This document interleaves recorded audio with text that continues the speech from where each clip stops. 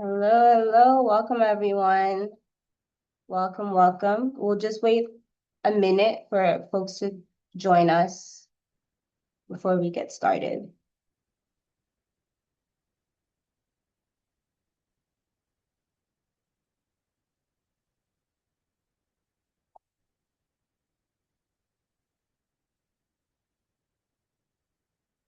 Welcome, welcome.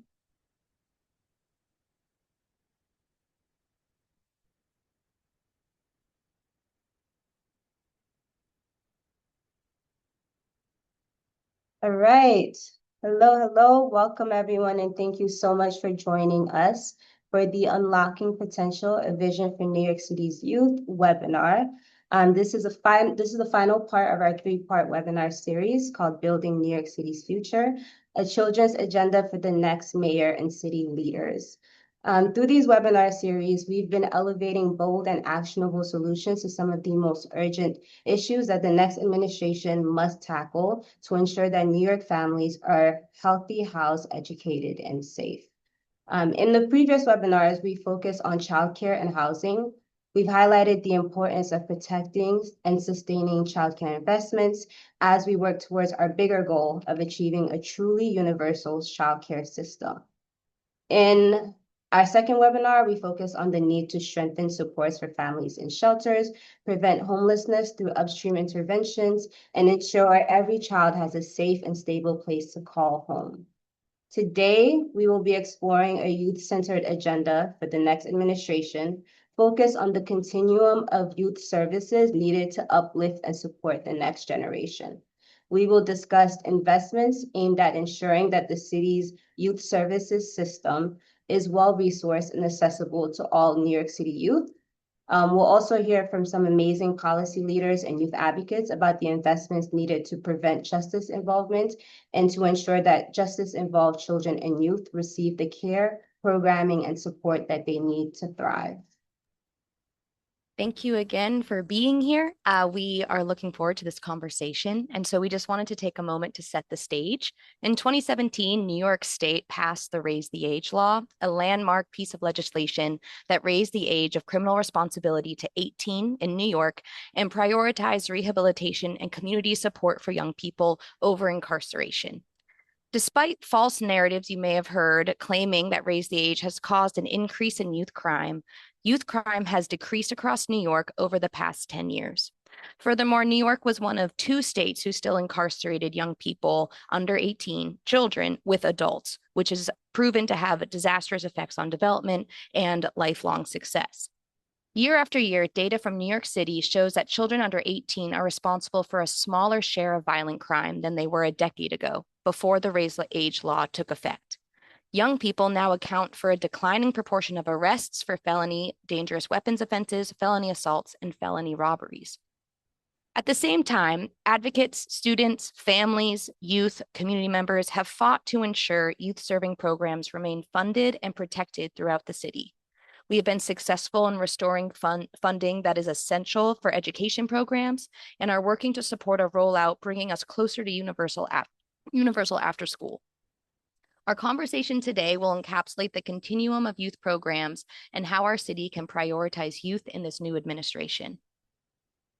Please join me in welcoming Ebube Nuame, Director of Marketing and Communications for the New York City Youth Agenda, Special Assistant at the New York City's Mayor Office of Equity and Racial Justice, Rohini Singh, Director of the School Justice Project at Advocates for Children, Nadia Chait, Senior Director of Policy and Advocacy at the Center for Alternative Sentencing and Employment Services, also known as CASES, and Nikisha Francis, Policy and Advocacy Manager at Good Shepherd Services. We're so happy to have you all here. Thank you so much for joining us.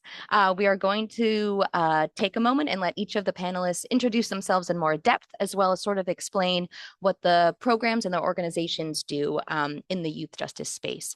So I will let Nadia introduce herself first and then pass it on to Rohini, but I can facilitate that. So Nadia, the spotlight is yours. Thanks, Lynn. Great to be here with everyone. I'm Nadia Cheat. I'm the Senior Director of Policy and Advocacy at CASES.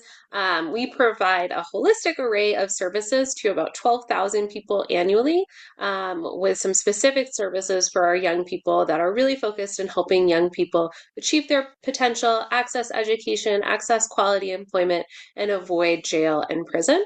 So just excited to be here and talk about that today. Thank you so much. We're so excited to hear more about all of your programs. Rohini. Sure. Hi, good afternoon, everyone. My name is Rohini Singh, and I direct the School Justice Project at Advocates for Children of New York. We're a New York City-based organization that works to break down the barriers that young people face in getting a quality education. And so each year we help thousands of families navigate the school system and work to ensure that communities in need have access to a quality education. And we do this through a mix of policy work, systemic litigation, training, and capacity building. And most importantly, the bulk of our services is our direct legal services. And within the School Justice Project, we focus specifically on students who are being pushed out of school because of their behavioral and mental health needs that are often not being met. And so too often, students are being punished and disciplined for behavior that should instead be a signal that a student needs support. And given how our community responds to these young people, many of the students we work with are often within the criminal and juvenile legal systems, and our work includes supporting these court-involved youth in overcoming the barriers that they have to accessing education and special education services when they're in placement and as they transition back to their community. So happy to be here and to talk about all the young people and the amazing things that we can do for them. Thank you so much. Also looking forward to hearing that and how we can build a better New York. Along that note, a young person who has already devoted so much time to building a better New York, I will pass it to Abube. Hi, thank you so much, Caitlin. Hi, everyone. Good afternoon. My name is Ibube Weme. I'm the Director of Marketing and Communications with the NYC Youth Agenda. The NYC Youth Agenda is an intergenerational coalition of youth leaders and adult allies from various nonprofits throughout New York City that serve to amplify youth voices by providing recommendations to policymakers in order to eventually get that passed into law. So our work is grounded in data. We are built on collaboration and partnerships, and we are guided by a principle that believes that nothing about us should happen without us. So as a young person, it's been a privilege to be part of the NYC Youth Agenda, and I also assist with helping our outreach efforts with communications and partnerships to various different organizations. So it's a pleasure to be here, and I'm excited to join this wonderful group. Thank you. We are so glad you are here. And then last, but certainly not least, Nikisha. Thank you. So my name is Nikisha Francis, and I am the Policy and Advocacy Manager at Good Shepherd Services. I am also a social worker with GSS for over 10 years and working with children, youth, and families for 20 plus years. And so Good Shepherd Services has over 100 programs across Brooklyn, Bronx, and Manhattan. And so it's a child welfare agency that serves over 30,000 children, youth, and families. And so almost half of the 100 programs are education programs, and they also include foster care programs, prevention programs, youth justice programs, residential programs, and the list goes on and on. And so in my role within Good Shepherd Services, we really focus on, all our education programs are like a really big focus for us, as well as our youth justice programs because of the intersectionality, right? That young people are impacted by all of these programs, and that education really is the foundation of our advocacy work, which will impact all of these like program areas. So working with and for young people is the work. And so we say that young people are the future, but we really believe that young people are the present because they're in the here and now. And so GSS does most of our work in our advocacy. We are involved in over 30 coalitions focused on youth services, focused in advocacy to protect education programs and to also protect all of our programs. Also uplifting youth voice in all our advocacy efforts with quantitative and qualitative data is a big key area of focus, not just telling stories, but also having young people being a part of the advocacy process from beginning to end. Happy to be here and looking forward to speaking more about this. Thank you. We're happy to have you all here, and we're excited to get into this conversation. So let's get right on with our first question. So we've got some background and some context to your organizations. Can you tell us how your programs contribute to building systems that uplift New York City youth, as well as what are the investments and advocacy needed to achieve and to sustain your programs? And we can start with Abube. Thank you, Adama. Yeah, that's a great question. At the Youth Agenda, we work with different policy areas, right? So over the years, we've done issues surrounding economic mobility, educational equity, environmental justice, housing security, and mental health. So these issues they all matter to young people in their various departments. These are things that young people want to see policies about, they want to see change about. A few years ago, when we first started, economic mobility was a big one, and a lot of people had complaints about SYEP and Summer Youth Employment Program. Around that time, DYCD was hiring around 70,000 young people through SYP. But then we were through the youth agenda and various other communications and collaborations, we were able to advocate for, hey, DYCD, we think more young people need to get hired and more young people want to get hired. So I'm proud to announce that now that number is way over 100,000 young people being hired every summer. There's more equity to make sure young people have access to jobs, access to trainings that would benefit them in their future. So the eventual goal is to get to a point where every young person who wants to get hired can get hired, so it's a path that we are on, and that's something that's exciting. Currently, I'm working with the mental health aspect of the youth agenda, and where we are advocating for a joy center, right? So a joy center is a space that provides holistic support to young people for their youth mental health through community-based and culturally responsive programming. So the Joy Center, just like the name is a joy center. So we want people to kind of reach for joy, but whenever they're in that kind of space, they feel joy, they feel, happiness, they feel stress of ease and de-stress themselves from mental health issues. Numbers have shown that there has been a constant increase in mental health challenges for young people since COVID-19. So, as of 2023, 48% of teenagers express that they have experienced mild to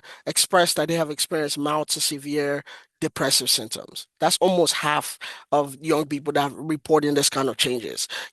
As of 2021, 38% of high schoolers reported that they were experiencing hopelessness or sadness. That's at 2021. That number was an 11% jump from the 27% that it was around 2011. So over time, we've seen that it's a consistent increase in the amount of young people experiencing anxiety or depression. And this is not just high schoolers.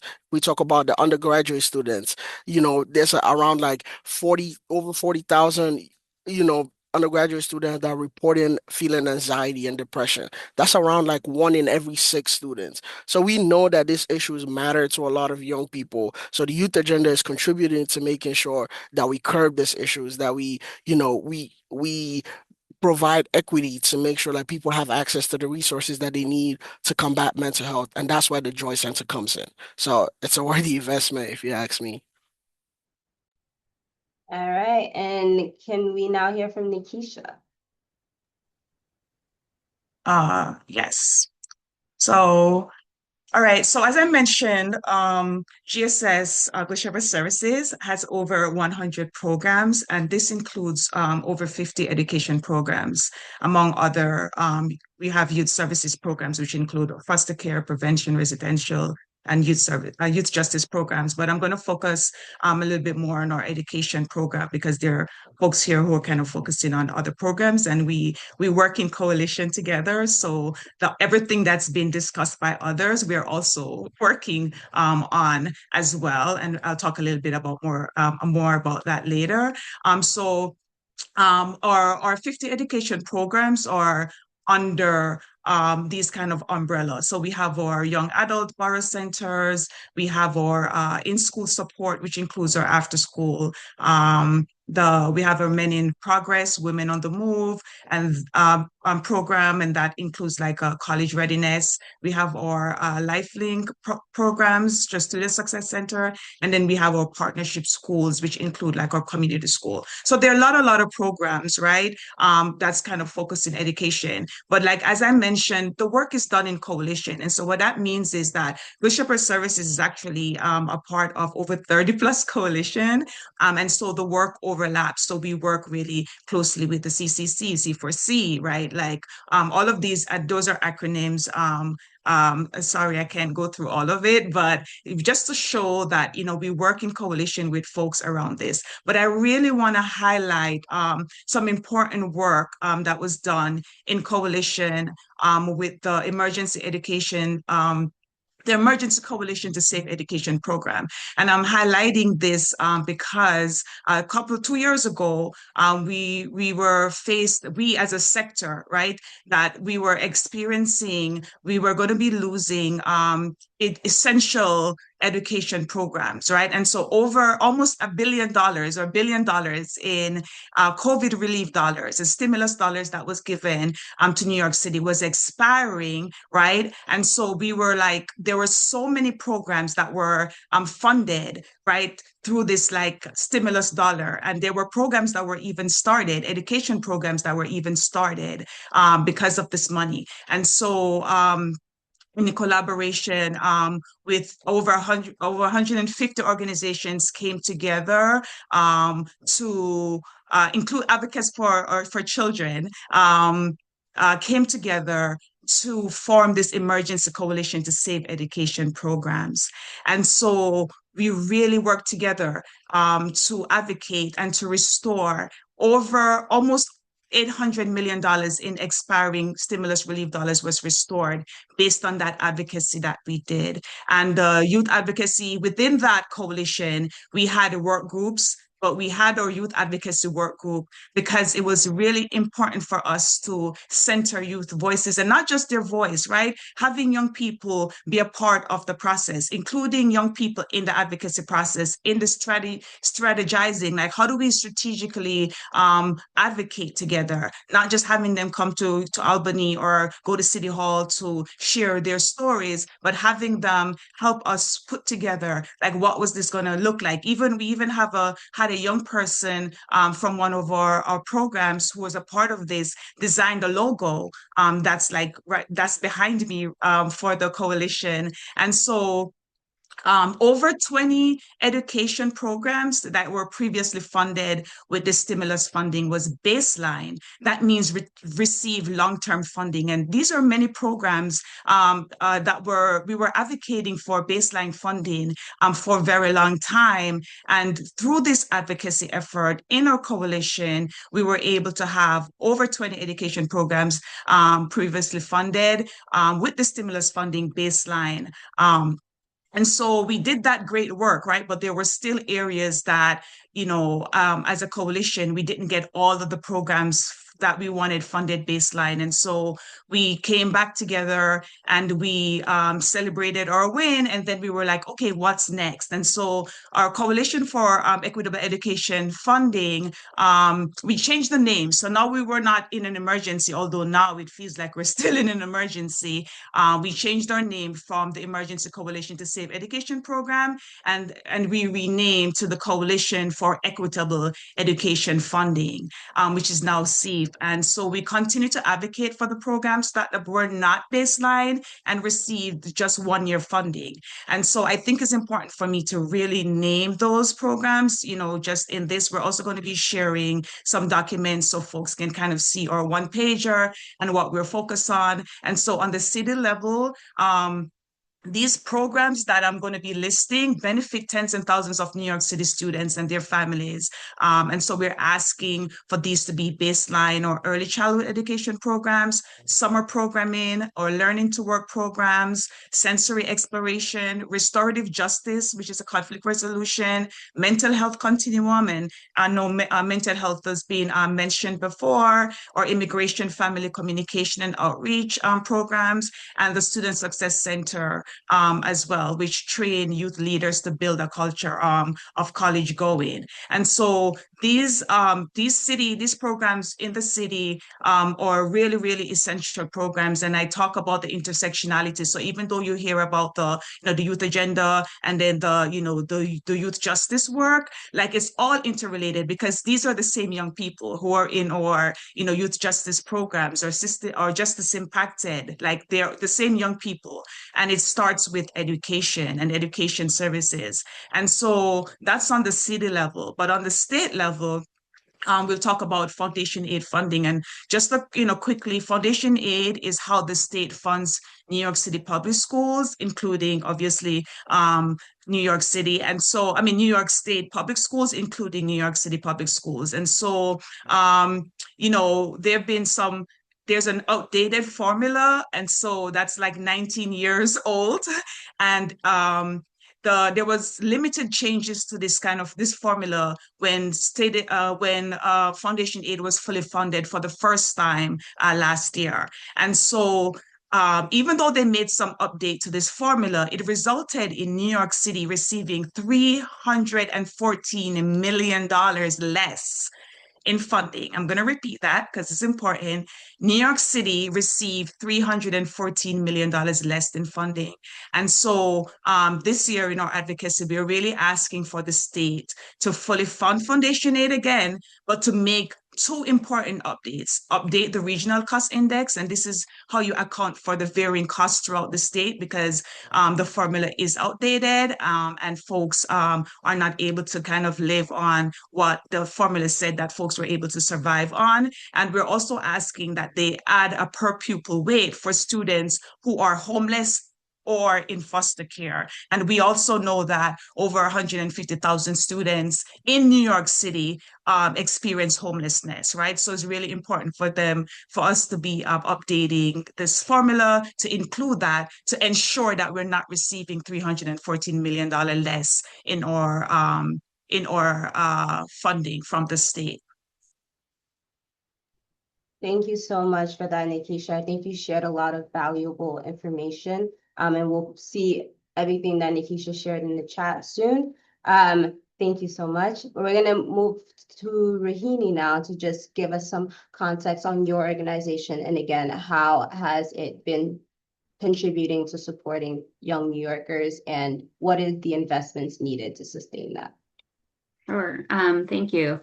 And yeah, just to speak to what Nikisha mentioned, AFC works in coalition with many individuals, both on this call and in the city, to ensure that our state and city governments and leaders are investing in young people and that we're building an education system that teaches all youth. And so in addition to, the advocacy work that Nikisha just mentioned with the Coalition for Equitable Education Funding, AFC also has recently been calling attention to the needs of court-involved youth. And advocating for more services and supports to address the needs of these young people. And so just last month, and I think this was already linked to during my introduction, but we released a report which offers an analysis of data from a data reporting law that was passed by City Council in 2023 and demonstrates that there's significant work that needs to be done to address the needs of court-involved youth. And just to give you a little snapshot of the data so you have a sense of what we're talking about.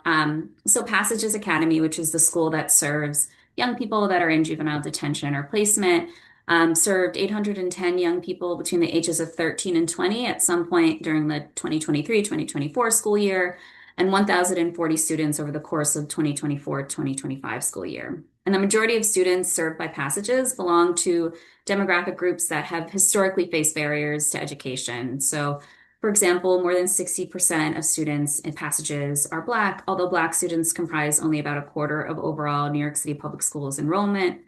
Around half have individualized education programs or IEPs. And in the 2023-2024 school year, nearly a third were students in the foster care system, which is a group of students who make up less than 1% of the overall population in New York City.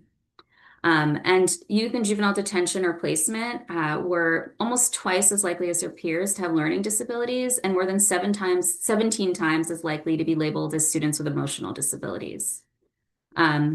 In addition, the data showed that 1 in 6 students with disabilities did not receive their legally required special education plan within 30 days of enrolling at Passages. And notably, and something we're very focused on, is that over half the students who are transferred to a New York City public school or high school equivalency program after being discharged from detention or placement miss more days of school than they attended after transitioning back to the community.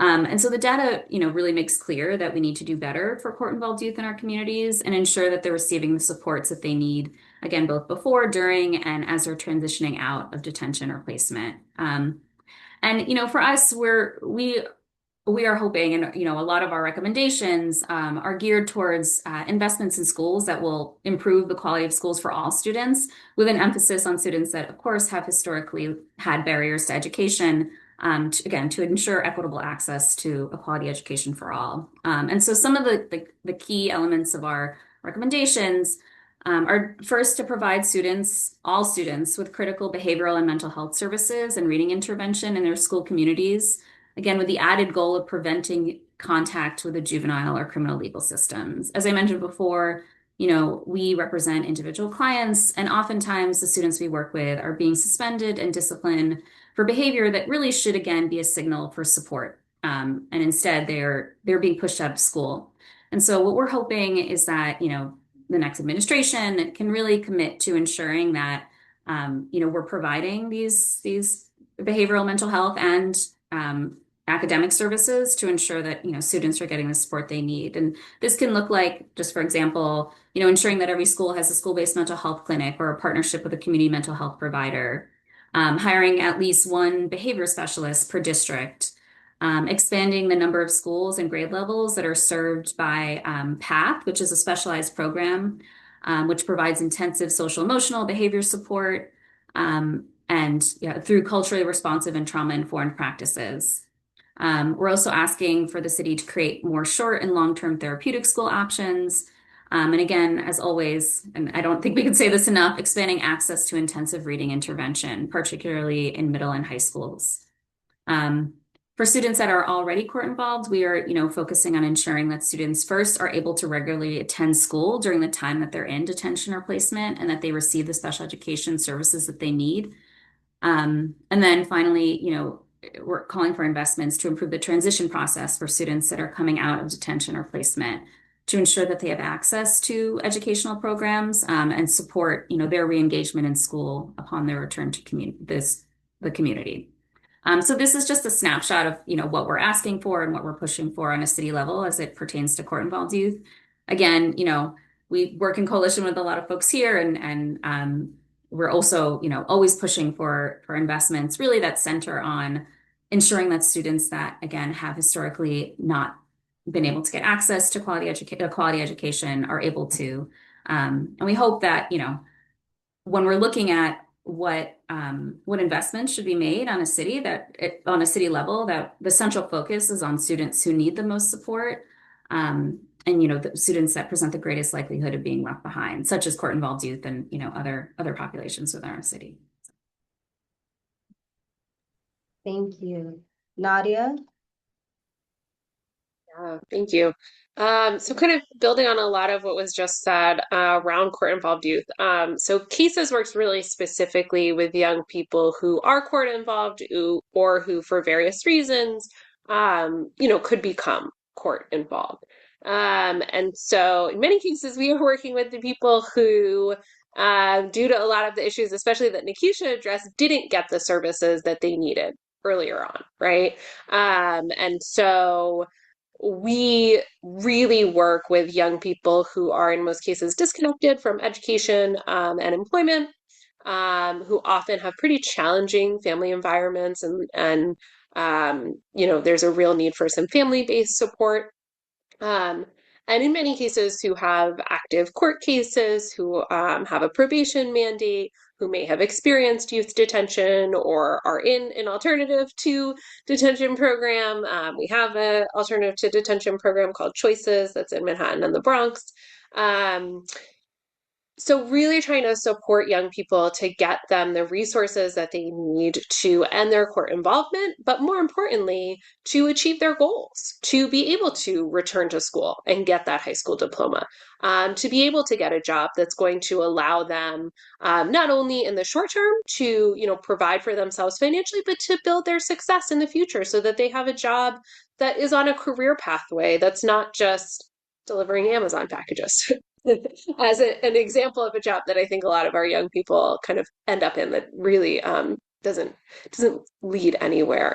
Um, so for us, I think it's been a challenging couple of years for serving folks who have court involvement. We've had a probation commissioner who is deeply against, frankly, a lot of the work that we do, who has cut programs with almost no notice, who has changed the metrics of programs, and who's really aggressively shifted the probation department, which was a national model of helping young people access the services they need and exit the legal system, has really shifted the department to a much, much more punitive focus, and in really troubling ways. Like, just as an example, a young person that we serve who also has a probation mandate, there was a program that he wanted to attend with us on Fridays. He was supposed to check in with his probation officer on Fridays. That's the kind of thing that historically would have been very easy to resolve. Sure, you can check in on a Tuesday. What does it matter, right?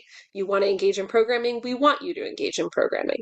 And we had huge barriers to even making just a minor change like that to help a young person be able to attend programming, which I would have thought we could all agree is what we want, our young people to be doing. And that when you have a young person who's engaged in programming, that we would want to encourage that and invest in that. And then similarly, since Raise the Age was passed, and certainly in the last couple of years, we've just seen increasing attacks on what is really a very basic law.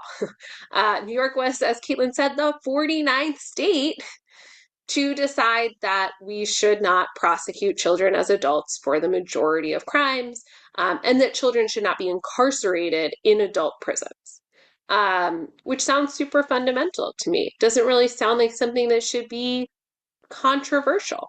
And we can talk all day about the extensive amount of data on how harmful it is to incarcerate young people as adults. But it's also something that's just common sense. Of course, if you put a 16-year-old in an adult prison, of course that's going to be deeply traumatic for that young person. Of course, that is going to have negative impacts on their life. But we have seen these attacks. We have seen the misinformation that's out there. We've seen, frankly, just a lot of inaccurate media reports that are talking about cases that have nothing to do with Raise the Age, that are either a charge that Raise the Age did not impact, or an age that Raise the Age did not impact. And so, many of us became really concerned that in the environment that we're in right now, that we might be facing rollbacks to Raise the Age this year. And that we, as a state, that there is going to be a push. We've seen this from some district attorneys. The governor has said that she is open to this, to make changes to the law. And while some people are going to frame this as a tweak, anything that incarcerates more young people as adults, that sentences young people in adult court, that results in young people having adults length sentences, is not a tweak, it's a rollback.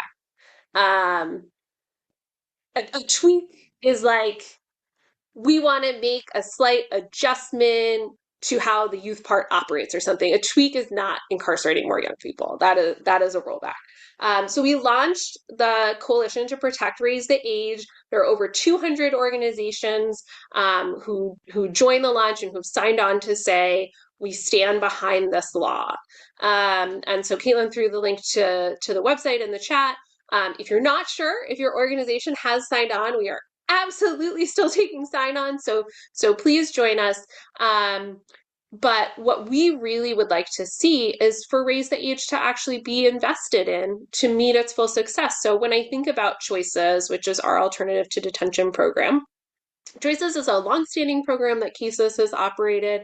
There's similar programs in other boroughs. I think Good Shepherd has at least one of the other boroughs. That existed before Raise the Age to serve younger youth. And then, of course, when Raise the Age was passed, Choices now serves 16 and 17-year-olds, which is great. But we never got the raise the age dollars to really be able to robustly invest in some of the different needs that a 17-year-old has compared to a 13-year-old, right? So if we're serving a 13-year-old, a lot of the focus is going to be on making sure that that 13-year-old can succeed in school, return to a school environment, making sure that they have a stable family environment. Those things are, of course, important for a 17-year-old as well. But for some of the older young people that we're serving, we might be looking at more bringing them into our high school equivalency classes, helping them prepare for college, and getting them employment. Employment is a much bigger concern for older young people than for younger young people, which is a weird phrase, how I said that. There's probably a better way to say that. Um, but for folks who don't know, New York City was fully excluded from Raise the Age funding because former Governor Cuomo was in a fight with then Mayor de Blasio. So he just cut New York City out. And then for the rest of the state, the full funding has never been spent. About 2/3 of the Raise the Age appropriation has actually never gone out the door, largely because the way that the funding flows is pretty complicated. And so, we would really like to see, as part of this coalition, not just to keep the law. I mean, that's the baseline. Keep the law, don't incarcerate more kids as adults. Um, out the door so we can invest in the kind of programs that we know work to help young people stay out of detention, stay out of incarceration, but to really achieve that success over their whole life course, and to really set our young people up to be supported and invested in the way that they deserve. So that's a lot of what we're working on today at Cases. That was so helpful to hear. I'm just so grateful to be in this space with such experts on these issues. I think what I kept hearing come up is access. If we have access to programs from Jump, what could this city look like? And I really think in looking forward, that is where the conversation is, and that is how we serve our young people. And I just think looking at this continuum of care, all youth deserve high-level programs in every way, shape, or form. Doesn't matter your zip code, doesn't matter your nationality, doesn't matter your documentation status. And I think New York really, New York City specifically, could really change the game and how we approach how we care for our young people. And so on that note, as Adama mentioned in the beginning, CCC, Citizens Committee for Children of New York, is focused on having every child be healthy, housed, educated, and safe. This conversation could almost fit in every category because we know if a child has good, lives in a lead-free building, has access to medical care, they will be better suited for success. We know if a child has stable housing and isn't concerned about being evicted, they will also thrive better and not be as stressed. If they are educated, if they are safe, these are like pivotal, like core components of growing up that too many young children are denied. So in thinking of this mayoral transition, new chapter for New York City, CCC is focused on like two main areas around youth safety. And one is ensuring a all-encompassing youth services system and workforce. So ensuring that after school and summer programming is well-resourced and very accessible, as well as wanting to prevent justice involvement and ensure that youth who are systems impacted receive the care and programming and support they need to prevent further interaction with the criminal justice system. This can happen through a variety of ways, we believe. We know for investments in programming, moving that money to supportive services. But something else we're focused on at CCC, and many people on this call are also in coalition with us in asking, is the Youth Justice Innovation Fund. And that is something we would love everyone on this call to support and be engaged with, which would ensure that we are resourcing community-based organizations serving young people ages 12 through 25 with high touch programming, supportive services, prevention, alternatives to incarceration. And so that is our golden egg in our priorities this year. And we're really looking forward to pushing that with the people on this call and also everyone listening in. But along that note, I just shared a little bit about where CCC is headed this year in the youth serving space, but I wanted to give space for our panelists to also share their alignment with that. What other advocacy are you all engaged in to support young people? And specifically, what can people listening in do to support as well and get engaged? Because New York City is run by New Yorkers and we want to make sure everyone is included. So on that note, I think we'll maybe start narrow and then go broad. So we'll start with Nadia to maybe go into like the specifics around youth justice, and then we'll end around investing in youth services overall. So Nadia, I'll pass to you. So obviously, unsurprisingly, after what I just said, I'm going to say that the best thing that you can do right now is join the coalition to protect Raise the Age, and join us in this fight. And so a couple of things that I will shout out there. So as part of that fight, we're really pushing for the Youth Justice Innovation Fund, which is a bill that would take a portion of that Raise the Age appropriation, and create a fund at the State Division of Community Justice Services, or DCJS, which administers a lot of other funding in this space, so that community-based organizations like Cases, like Good Shepherd, like Advocates for Children, all of the great work that we've been talking about could directly apply for funding. Right now, the way the appropriation for Raise the Age works is that counties submit a plan, which gets approved and overseen by several state agencies. And then counties start to implement their plan and receive funds on a reimbursement basis. It's a challenge for counties to have reimbursement-based funds for community programs, right? So some of the other things they use these for, the counties can bond that out. So it's not, from a financial perspective, an issue for the county to be waiting for whenever the state gets around to sending them the money. But they can't bond programs. Also, we know that not everywhere in the state, necessarily at the county level, has the expertise and knowledge to really be designing evidence-based youth justice programs with input from young people. So creating this fund would really unlock a lot of these dollars to get out to evidence-based programs around the state, but also bring some of the funding to New York City. And so we think that would be really, really instrumental. So that's part of the advocacy. And I really encourage folks to get involved with that. On February 3rd, we will all be going up to Albany for a Youth Justice Advocacy Day, where those are a part, but not the sole focus. So really encourage folks to join for that. And if you join the coalition to protect Raise the Age, you'll start getting not too many, but a reasonable amount of emails to keep you informed with this and the opportunities to engage. So that's where I would point people's time and attention. Amazing. Can definitely second. I promise not to send you too many emails, but just the right amount. Along that vein, I know you and Nikisha are working on a revamp probation revamp, and wanted to give space for a discussion on that, because as you mentioned, we used to be the light about how we serve young people, and I want us to get back there. So I'll pass it to you two to talk a little bit about that. Yeah, I can start that, and then Nikisha, if you want to jump in. I think very frustratingly, as I said earlier, we just saw a huge decrease in program funding at probation. The Next Steps program, which was a preventative program based in certain NYCHA developments that had higher rates of gun violence, was cut with 7 days notice. And we literally had participants, who coming up to our staff for weeks afterwards saying, when are we meeting again? When can we have this service again? It was something that was very, very valuable to the young people that we served, and really heartbreaking for them when that went away. And there are other programs that were cut as well. There are programs that saw their metrics change.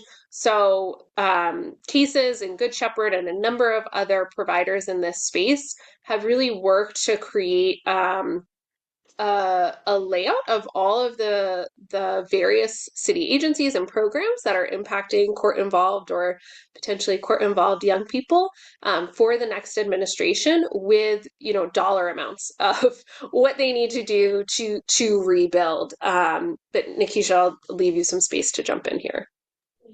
Yeah, I think just not to repeat everything that was already shared, Nadia, but yeah, and just to highlight, like as was shared, the probation commissioner current, has really been actively removing many of the prevention, and their prevention programs, right? And so, we're hoping that with this new information and just really focus on the new administration that, we're hoping we won't have the same a commissioner. And so we're hoping that we could really just kind of uplift what the needs are, and then really tangible like recommendations about what needs to happen. And again, in coalition, right? So everyone coming together to really kind of uplift and highlight, this is what works, right? This is what needs to happen. This is what needs to be reinstated. This is what needs to continue for the work to continue. So we're really excited about that, and really focused on making sure we're getting that information out there as soon as possible, because we understand that there are many competing initiatives, but what is more important than young people? Like nothing really. So we're hoping that this will really take flight, and we could see some real changes in the coming year. That's so exciting. And I just want to uplift, we're getting some probation support in the chat. Former Commissioner Ana Bermudez is here, and is totally on board with getting probation back to where it needs to be on behalf of young people. Thank you so much. We are glad you're here and in this conversation, because we know this is what we need to do. I'm gonna pass to Rohini if you want to expand upon the mayoral goals for Advocates for Children this year. Sure. Yeah, and I won't go through them all. I mean, I think I could put the link in the chat because it is pretty comprehensive. But I should say that, well, first, just to sort of plug again the work that Nikisha spoke about earlier with the Coalition for Equitable Education Funding. Again, like that coalition had did tremendous work in restoring a lot of the funding that was going to expire. However, a lot of the programs that were restored, as Nikisha mentioned, are still eliminated. They're still due to be potentially eliminated because of expiring funds at the end of June 2026. And so, certainly, like as a first, we have our vision for what we would like the new administration to do, but at the very least, what we would want is for these really critical programs to be baselined. Students are already relying on them, receiving services. We want to ensure that that work continues. And then, and beyond that, AFC has put together a set of recommendations for the next administration, really focused on, what we're seeing on the ground and in terms of what young people, the different barriers that young people are facing. And, again, like really just pushing for more support for young people to ensure that they can, learn and thrive in our public school system. And so I can put the link in the chat for everyone. But yeah, the emphasis really is again on, ensuring that all students have access to, literacy, mental health services, educational services for students with disabilities, ensuring that there are high school options for recently arrived immigrant youth, ensuring that highly mobile youth receive the support they need to succeed in school, improving communication with families, and protecting the safety and rights of undocumented students and our LGBTQ plus youth. So it's a long document, but we obviously there's a lot of need and a lot of there's a lot of areas that we hope the administration focuses on. So. Definitely. I think this is not the time to make ourselves smaller in what we demand for students and children. And so I think a robust transition plan and priorities is essential.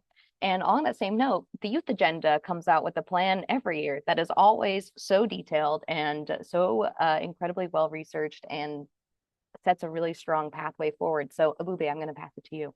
Yeah, thank you, Caitlin. I definitely think there's a lot of alignment into all the work that we are doing. As Nikisha said earlier in this call, we've moved from an era where we believe that youth are the future of tomorrow to youth are the leaders today. There's a lot of people, young people taking charge in their different environments to make sure they see the change that they know they need and they deserve.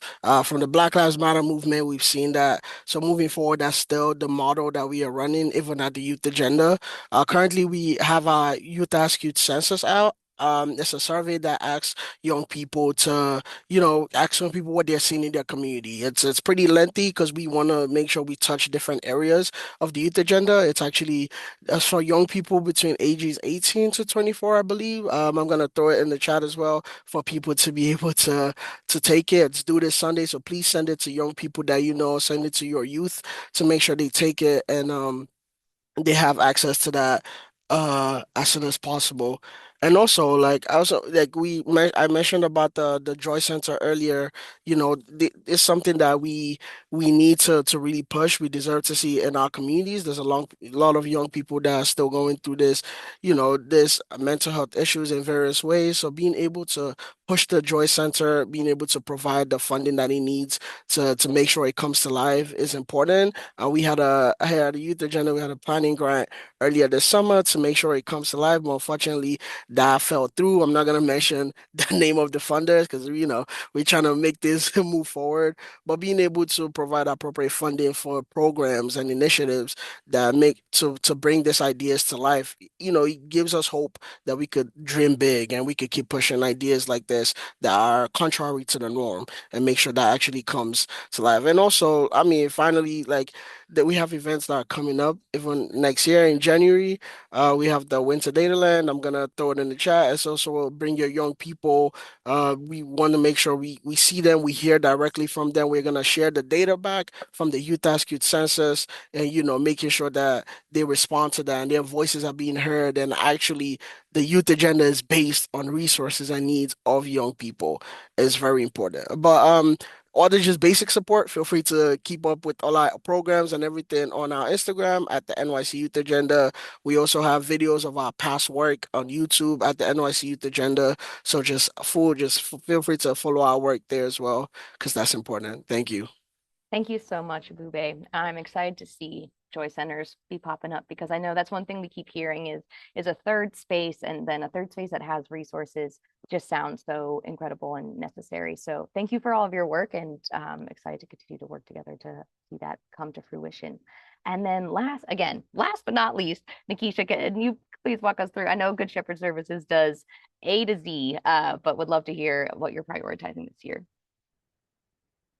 Yes, thank you. So, like I've mentioned too many times, maybe in this webinar, this discussion, I hope, makes it clear about the intersectionality of our work. And an example of that is around the New York City, the youth agenda. Whenever we meet with young people in any advocacy space, especially as we start advocacy season, I am always forwarding them like, this is what the youth agenda is, right? So we're not like reinventing the wheel or, just kind of promoting that idea that we're all in this together and we're doing this work together. And so, I'm sharing with young people, and then I'm sharing with my network, which includes CCC and all the other people who already have it. But I don't assume people don't have the information. We just want to make sure we're all on the same page, because what we did learn from our advocacy around education is that we are stronger together. We know this, but when we work together and we're all on the same page, I mean, part of why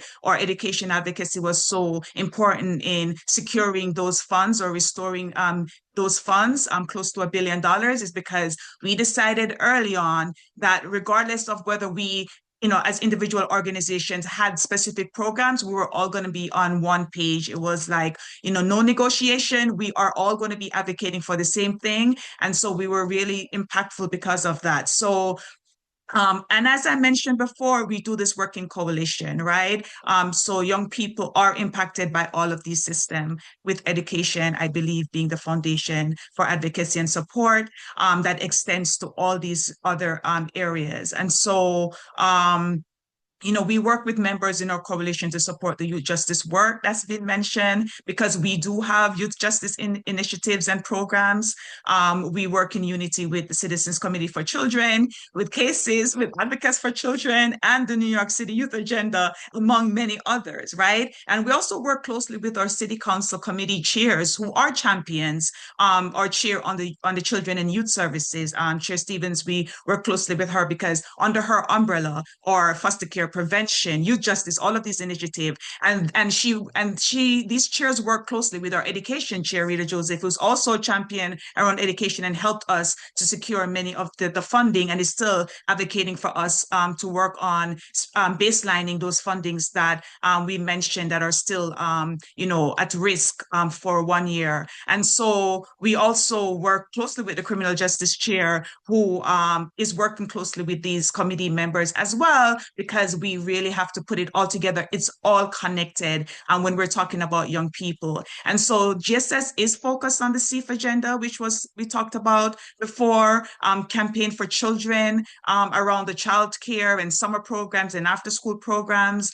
We're supporting all education advocacy, which includes foster care, supportive housing, youth justice, raise the age that you heard about. We have anti-gun violence programs that we're focused on that works with young people 14 to 21 or 24. We have prevention programs across the sector we're focused on, the Youth Justice Innovation Fund that was mentioned, the Youth Justice and Opportunity Act, solutions, not suspension. So we're really focused on all of these areas. And we're not prioritizing any one thing because it's all connected and it all needs to get done. And so I just want to mention that we are also supporting advocacy around the workforce, right? Making sure that the people who are doing this work, right? The people who are supporting young people, the people who are advocating for young people, the people who are on the ground, in the schools, in these programs, are credible messengers, making sure that the people who are on the ground doing the work are paid on time and are also able to be paid livable wages. So that's also kind of the umbrella. I want to make sure that we're highlighting that as well. Oh, man, I'll take a minute to sit with that. I don't know when you go to sleep, Takesha, because so many things, but that could be said for everybody on this call. Thank you. Thank you all. I think hearing what each of you are focusing on that CCC is involved in or is cheering you on from the sidelines for makes me very excited for the budget and advocacy season that is about to hit the ground running in January. I think we have a lot to do, but I couldn't imagine better people to do it with, and that goes for everyone listening in.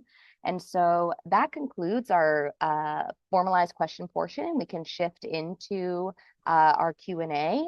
We do have one question, but I will pass it to Adama.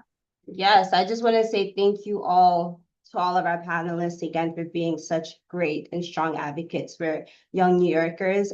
We really appreciate the work that you all do in your respective organizations and for the work that we're all doing together with the grounded in the values that we have, with the understanding that this city cannot fail our young people, cannot continue to disinvest. We need to continue to make sure that all young New Yorkers have access to all of these supports that we've just highlighted. And I'm hoping that some of the folks in the chat and some of the folks who are watching some of these resources that we shared, we will see you at these events. We will see you at these Albany Days, and we'll see you also being supporters and strong advocates for our youth. And I just want, again, highlight Abube. Thank you so much. It really is important to have young people be a part of the entire process, from the brainstorming to the actual implementation of some of these supports. So thank you all so much once again. And then now we're moving on to the Q&A section. So if you all, now it's our turn to ask some questions, anything that maybe we haven't gone over that you are still curious about. If you have any questions, please use the Q&A function to do so, and we'll get to as many questions as possible. All right, we have one. The needs of our youth population are enormous, yes. What can we do to better prepare and address the needs of our young population when agencies lack the manpower capacity to do so? We can't always do more with less when it comes to young people. That's the question. So what can we do to better prepare and address the needs of our population when agencies lack the manpower? I mean, I could take this one. Yeah, first of all, thank you for asking that question. I think it's an amazing question. Yeah, I can answer because I think I meet all three categories that this question is asking. I'm a young person myself, but I'm also working in an agency where the youth agenda, we work with a lot of young people. We are young people, so we don't always have the capacity to something like the Joy Center to create it ourselves, to build a Joy Center or something. So I'll just give two things. I think the first thing that we could definitely do is building real cross-agency partnerships. You've heard a lot of synergy with what Nikisha is saying and what the youth agenda. There's a lot of synergy with what Good Shepherd Services provides and NYC Youth Agenda. That's a partnership. So building and then CCC is hosting, Citizens Committee for Children is hosting this panel. That's a partnership. They're one of our partners. So building real agency partnerships is a way to lessen the burden on just one partner and just to bring it all together. So bringing that collaboration and partnerships is essential to bring your ideas to life. Two, I would say as a young person, it's something that has worked for me investing in your young people. Before going out to hire professionals, invest in the young people, train them, pay them, and watch them flourish. It's kind of like planting something at home. Like you buy a little seed and then you water it, water it, water it, and then before you know it blooms to this wonderful flower. So that same thing works with the young people, having them. Training them, providing them with resources, with education, with trainings, and being able, okay, now you could facilitate a workshop. You could do something along restorative justice. You could do something along this, along that. That's a two great ways to build up capacity without external funding, without external things, but just in-house and with what you already have at your hands. So like leaning into each other's strengths and like again, our voices are stronger together and especially Absolutely. Absolutely. There's a saying that if you want to go fast, you go by yourself, but if you want to go far, you go with the people around you. So that applies here as well. yes. Yes, yes, that's a great quote. And I'm sure you all know what I'm gonna say. Join a coalition. Work is done in coalition, join the coalition. And speaking from a larger organization, we are a larger organization. And like I mentioned before, we're in coalition, we're showing up to rallies, we're showing up to spaces advocating for programs we don't even have, right? Because we're in coalition, we're there supporting programs that, we have. So we support the programs that they have because we're doing it together, because we understand that it's all impacting family, youth and family, right? And so it's important to join a coalition if you can, because that's additional support and just kind of uplifting what Abe said about young people. Really engage your young people. They really have a lot of expertise. Like I mentioned, this logo for this large coalition, 150 organizations, was created by a young person, and we pay the young person because that's important to do it. And when we changed the name, because we had T-shirts and everything, when we changed our name, we contracted a young person again to update our logo and pay the young person.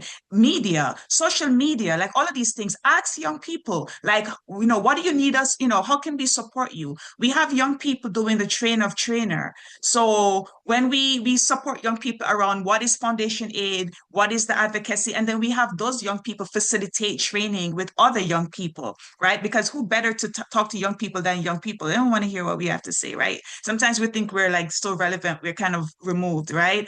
In a lot of ways. And so it's important for us to keep young people like involved because they know what's up. And they have the following, and they have the influence, right, that we may not have. So engage your young people and watch what happens.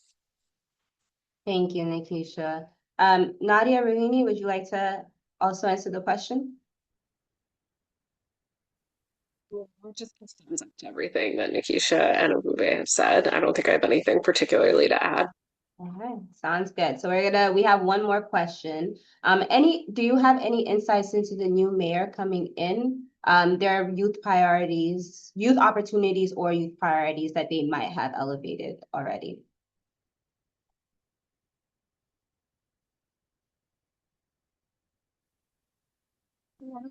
Youth were a focus of the campaign for many of the candidates. I think the new mayor's focus on affordability and childcare is going to be very beneficial to a lot of the folks that we work with. But hopefully, as the transition moves forward, we'll get a little bit more of a sense of, specifically within the kind of youth justice space, what he's thinking about within the education sphere, where his priorities are. But I don't actually think it was, I think it's sort of interesting that it wasn't really part of the focus of anyone's campaign, but it wasn't. And he didn't put out like a big like youth plan or anything. Yeah, just to piggyback, yeah, there wasn't, we searched for it, right? We wanted to know like what was the education focus, what was it? Very vague. However, what I can say is there are quite a number of folks who are a part of our coalition who are also part of the transition team, especially I know around education. So that makes me feel hopeful that they're uplifting like all of these things that we are focused on in those spaces. So that's an area that I'm hopeful about, that there are quite a number of our champions from our coalitions who are also on that the mayoral transition team, specifically around education. Yeah, I think the main focus was the universal pre-K, but that's also for like our, the children growing up. But that's also important. It's important to have kids exposed to education at that early. That way they, have more access to resources the older they grow, and they more beneficial to society and what they have for themselves as well. Mhm. Yeah, Yeah, just oh, go oh, sorry. ahead. Go ahead, Oh Raheem. no, just to sort of echo what everyone's saying, well, we haven't seen a clear sort of picture yet of what the like youth agenda will be. We're certainly hopeful, and just from the conversations that have happened around this, and then also just to tie in that first question, we're also hopeful that we won't necessarily need to do more with less, right? That this administration will prioritize investments that actually help New Yorkers and help young people and provide them with supports and move away from some of what prior administrations have done. So yeah. Yes, thank you, thank you. So we're gonna go, I think this is gonna be our final question of the day. What kinds of partnerships would you like to see with institutions that haven't yet joined your coalitions?